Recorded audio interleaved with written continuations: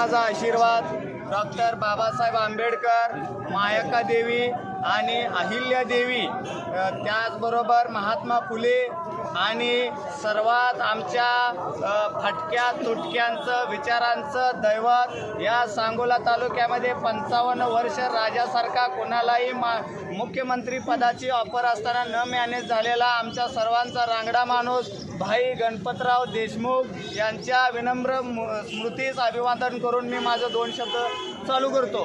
आज खरं तर या सांगोला तालुक्यामध्ये आपल्या सवडीनुसार राजकारण केलं जातं। मला नाही तर तुला, म्हणजे कुत्र्याला घालण्यापेक्षा तुलाच घे, अशा पद्धतीचं राजकारण आहे, मॅनेजमेंटचं राजकारण आहे। आज प्रत्येक जो उमेदवार आहे तो 10-10 कोटी 2 नंबरनं वाळू असेल, त्यानंतर बाकीच्या व्यवसायातनं कमवलेलं 10-10, 15-15 कोटी उशाला घेऊन थांबलाय।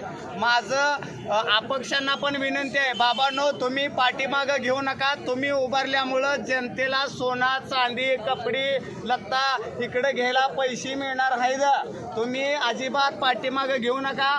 स्वाभिमानी आघाडीतला सुद्धा एकही कार्यकर्ता मागं घेणार नाही, कारण ह्यांची आजपर्यंत केलेली पुढाऱ्यांची दलाली, या पुढाऱ्यांच्या दलालीला ही जी नेतं तुमच्या दारात येणार आहेत सामान्य माणूस, अरे या घेरडीतनं रामचंद्र घोटुगड्यांची शेरड राखणारी पोरटी आता निवडून येत्या बघा। तर घेरडी या भागामध्ये, जवळा या भागामध्ये एक शेरडी राखणारी महिला, एका माताड्याची सून या घेरडीमध्ये 100% जिल्हा परिषद सदस्य झाल्याशिवाय राहणार नाही। अहो बापू, तुमच्यावर मला पण छाती ठोकपणे सांगायचं आहे, घेरडीमध्ये तुमचा पण उमेदवार द्या आणि घेरडीमध्ये एका शेरड राखणारे हे निवडून येते का नाही बघा। वंदना रामचंद्र घोटुगडे घेरडीतनं BSPची सीट आहे, मशाल पुरस्कृत आहे, शरदचंद्रजी पवार साहेब यांच्या तिकटावरती 100% निवडून येत्या।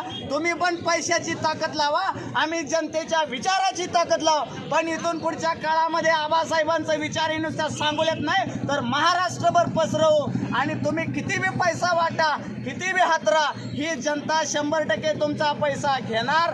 अरे या तालुक्यात ग्रामविकास मंत्र्याचं हेलिकॉप्टर पाठवलेली ही जनता आहे, त्यामुळे तुम्ही पैशाच्या नादाला लागू नका।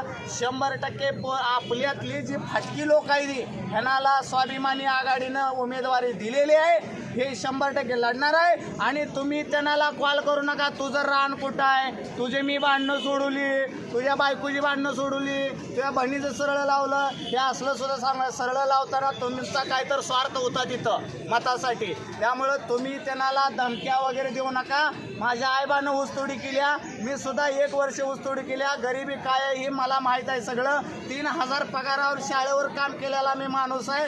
आज मला सांगा, तुमच्या शाळा द्या, सूतगिरणी द्या, शिक्षण संस्था द्या, तिथं आज फुकट शिक्षक काम करायला लागले ते, हे सगळं मांडण्यासाठी स्वाभिमानी आघाडी या सर्वसामान्यांच्या फाटक्यांच्या नेतृत्वाखाली स्वाभिमानी आघाडी उभी केलेली आहे। त्यामुळे स्वाभिमानी आघाडीला स्वाभिमानाने घ्या आणि जनता ह्या सगळ्या प्रस्थापित नेत्यांना होय म्हणल, मी मतं देतो म्हणल।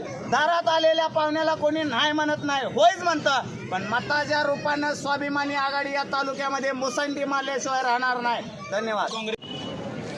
जे काय आपल्या शिवसेनेचे फायरबँड नेते आहेत सुषमाताई अंधेरेताई या स्वतः येणार आहेत गिरडी जवळा या सगळ्या सांगोल्यात प्रचार करणार। संजय राऊत साहेब स्वतः येणार आहेत, त्यांचा फोन कॉल झालेला आहे। काळूराम चौधरी साहेब BSPचे ते येणार आहेत, शरद कोळी साहेब येणार आहेत, परत लक्ष्मण हाकेसर, असे जे कोण चळवळीतले नेतृत्व आहेत ते सगळे मोठे मोठे नेते काँग्रेसचे असतील, राष्ट्रवादीचे जे आमच्या बरोबर आहेत ते राज्याचे नेते या प्रचारामध्ये येणार आहेत। त्यामुळं ज्यांनी त्यांच्या अंडर काम केलंय खाली त्या ज्या पुढाऱ्यांना ते बरोबर झापून काढणार आहेत, एवढा शब्द देतो। आमची गरिबाची आघाडी आहे पण स्वाभिमानाची आहे, तुमच्यासारखी दलाली आणि मॅनेजमेंटचं राजकारण या तालुक्यात एकही खपवून गेला जाणार नाही। अरे अर्ज भरायचे आणि पैसे घ्यायचा हा धंदा जे काही प्रस्थापिताने मांडलाय त्याला ही स्वाभिमानी आघाडी खीळ बसवेल आणि कुठल्याही प्रकारचा अर्ज माघार घेतला जाणार नाही। धन्यवाद।